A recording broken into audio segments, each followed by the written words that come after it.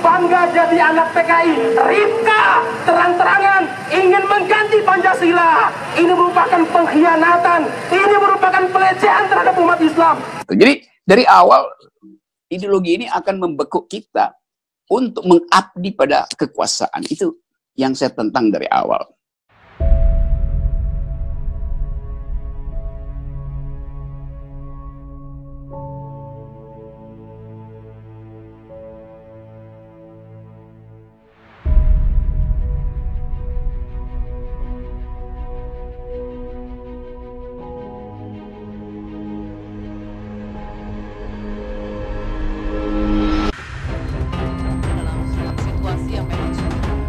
Di tengah perjuangan masyarakat melawan COVID-19, Wakil Rakyat di Gedung Parlemen justru malah membahas rancangan Undang-Undang Haluan Ideologi Pancasila atau RUU HIP.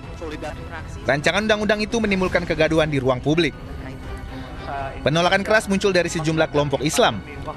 Baik Nahdlatul Ulama, Muhammadiyah hingga Majelis Ulama Indonesia sepakat meminta RUU HIP dibatalkan. Mereka menilai tidak ada urgensi sehingga harus dibahas di tengah pandemi.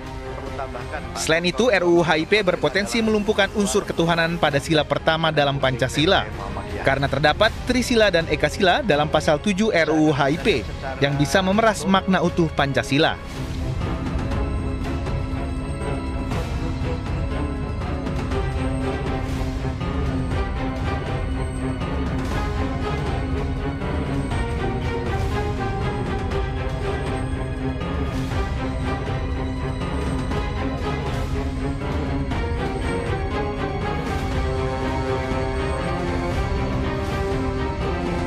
Sementara dari 9 fraksi di DPR, 8 mendukung RUU HIP, namun dengan sejumlah catatan.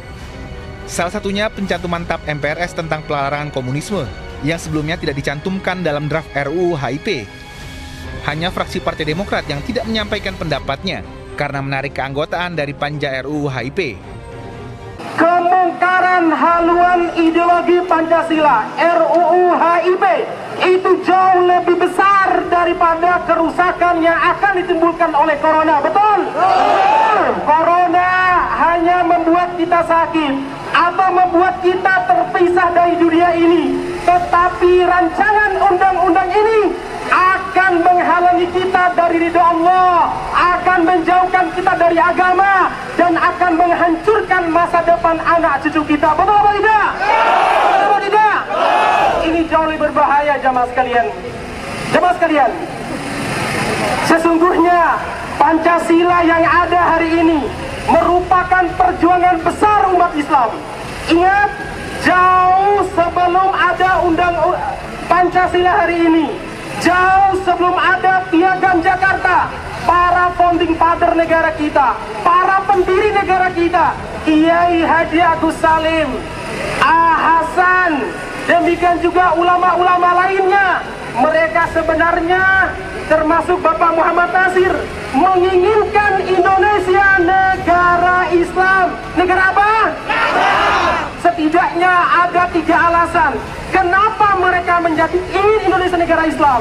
Satu, yang memperjuangkan kemerdekaan Indonesia sejak penjajahan Portugis, penjajahan Belanda, sampai penjajahan Belanda. Siapa kira-kira? Siapa kira-kira? Jihadnya Tuanku Imam Bonjol, jihadnya Tengku Umar, jihadnya Diponegoro, jihadnya Sultan Hasanuddin dengan Allahu Akbar, dengan La ilaha illallah. Betul? Betul? Bukan dengan komunis, jamaah sekalian, bukan dengan liberal, jamaah sekalian, tapi dengan takbir Allahu Akbar. Betul? Allahu Akbarnya Bung Tomo, Allahu Akbarnya Kiai Mojo. Yang kedua, jamaah sekalian, alasan logis adalah apa? Indonesia sudah menjadi budaya turun-temurun di negara kita. Bahkan kalau Bapak Kiai Haji Ma'ruf Amin masih ingat, dia pernah menulis artikel, Indonesia selama 500 tahun diatur dengan budaya dan undang-undang Islam. Sejak kerajaan Islam Samudra Pasai, kerajaan Islam Demak Bintoro, kerajaan Islam Mataram, semuanya diatur dengan syariat Islam.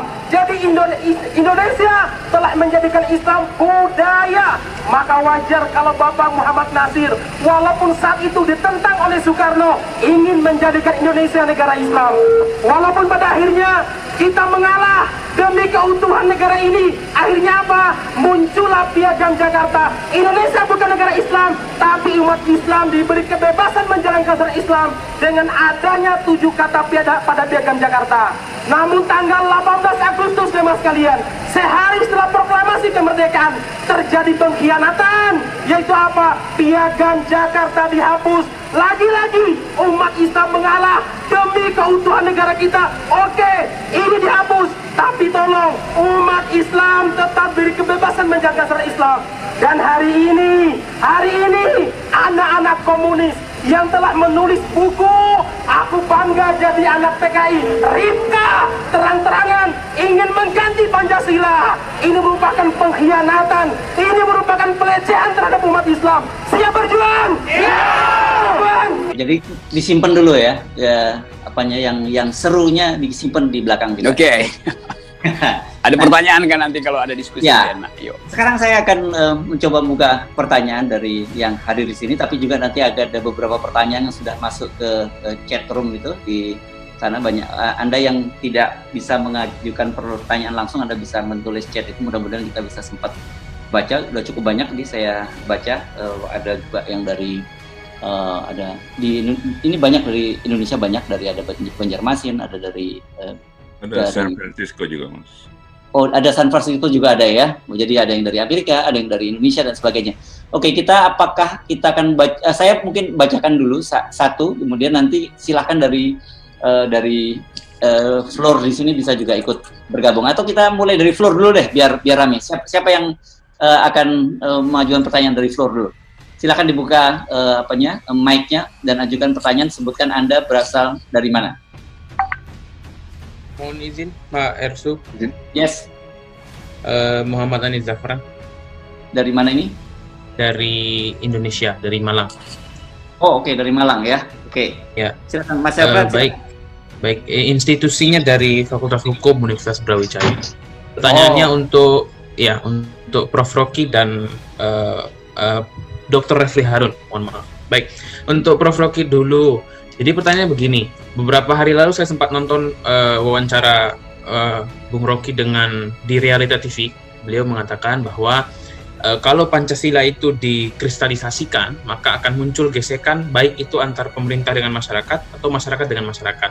Pertanyaannya simpel sebenarnya, bagaimana sebenarnya diskursus Pancasila itu bisa kita bicarakan sehari-hari tanpa muncul gesekan di masyarakat itu sendiri? Itu untuk Prof. Rocky Gerung.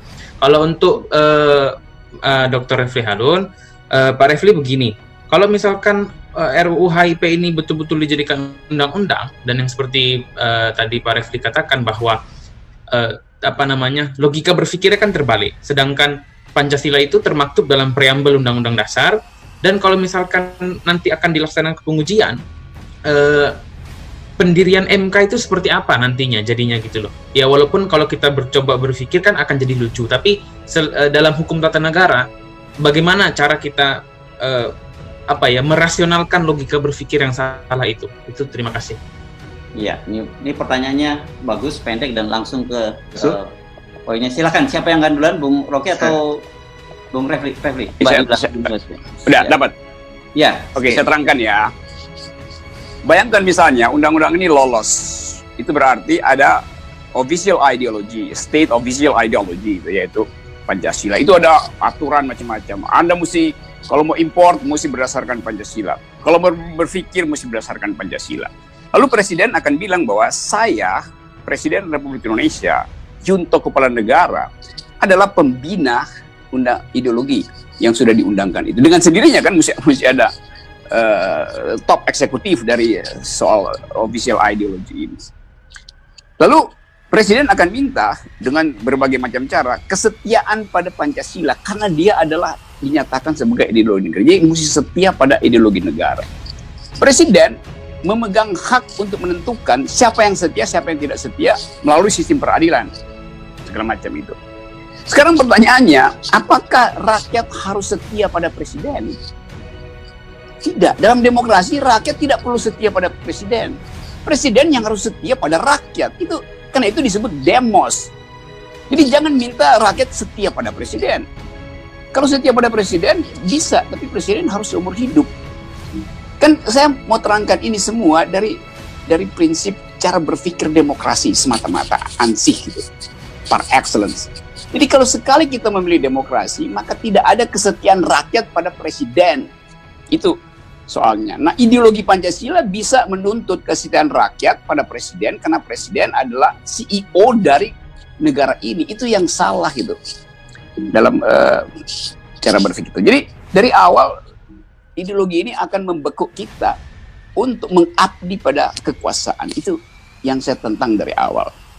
Nah, karena itu sekali lagi saya mau terangkan bahwa minimal yang tersedia adalah kita menghargai Pancasila sebagai kesepakatan kebudayaan. Nah, sebagai kesepakatan dia tidak berhenti mengikuti kehendak pemerintah, tapi mengikuti perkembangan alam pikiran rakyat. Kan nggak mungkin kita mengatakan Pancasila itu 5 tahun aja tuh. Kalau pemerintah berubah, nanti undang-undangnya dirubah juga. Jadi biarkan Pancasila itu jadi semacam angan-angan publik. Jangan diresmikan menjadi ideologi. Begitu diresmikan dia berhenti. Jadi dia tidak lagi bisa menghasilkan imajinasi.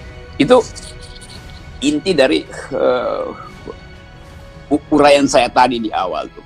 Nah, apa konsekuensinya? Konsekuensinya kita boleh mengatakan Pancasila itu adalah dasar negara, ya udah, selesai. Tapi mengatakan bahwa Pancasila itu adalah ideologi negara, itu dua hal yang berbeda dan menimbulkan bahaya.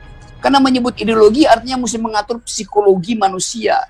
Ideologi itu akan masuk sampai ke batin orang. Itu nggak mungkin. Di dalam suasana demokrasi nggak mungkin.